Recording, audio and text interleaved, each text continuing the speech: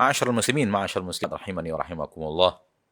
Di zaman kita sekarang ini, terlalu banyak orang yang tidak peduli kepada apa yang ia ucapkan dengan lisannya. Apakah itu bahagian daripada hal yang dimurkai Allah tabaraka wa ta'ala atau tidak?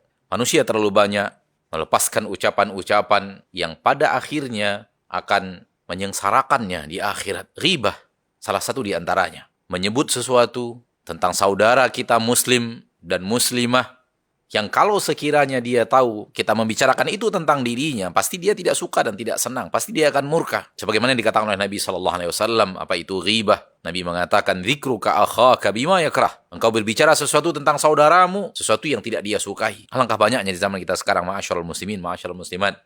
Saudaraku, saudariku, rahimani wa rahimakumullah.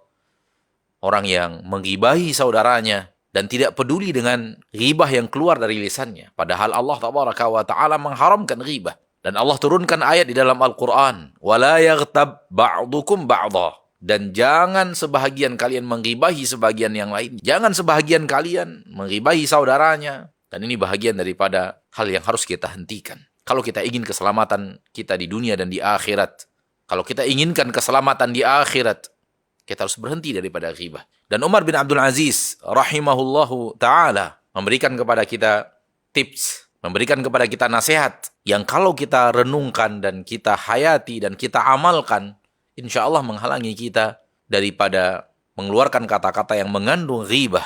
Umar bin Abdul Aziz rahimahullah berkata, "Man adda kalamahu min amalih, qalla kalamuhu illa fima nafa'." Barang siapa yang selalu menganggap ucapan yang dia ucapkan itu bahagian daripada amal yang akan dia pertanggungjawabkan di akhirat, maka niscaya ucapan-ucapan yang menjadi suatu yang sedikit kecuali dalam hal yang bermanfaat. Maka hendaklah kita selalu menganggap ucapan yang kita ucapkan di permukaan bumi ini akan kita pertanggungjawabkan di akhirat. Sebagaimana kita menyakiti saudara kita dengan tangan kita, maka sama halnya menyakiti saudara kita dengan lisan kita walau dia tidak tahu.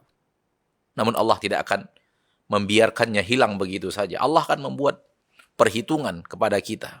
Dan Allah tabaraka wa ta'ala akan mengembalikan hak saudara kita yang kita zalimi dengan lisan kita di akhirat. Maka hindari dosa ghibah dengan selalu menganggap bahwa setiap kata yang kita keluarkan dari lisan kita akan kita pertanggungjawabkan di akhirat.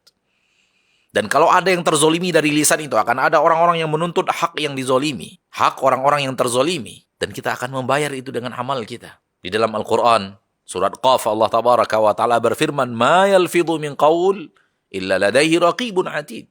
Tidak ada satu kata pun yang keluarkan oleh lisan, melainkan ada raqib dan atid yang akan mencatat perkataan tersebut untuk dipertanggungjawabkan di akhirat. Maka saudaraku, saudariku kaum muslimin dan muslimat rahimani wa rahimakumullah, mari kita memperhatikan apa yang akan kita keluarkan dengan lisan kita. Dan jangan anggap apa yang kita keluarkan dengan lisan kita membias di udara dan hilang. Dan itu yang sering terjadi sekarang. Orang mengira apa yang dia ucapkan habis, membias di udara dan hilang begitu saja. Tidak.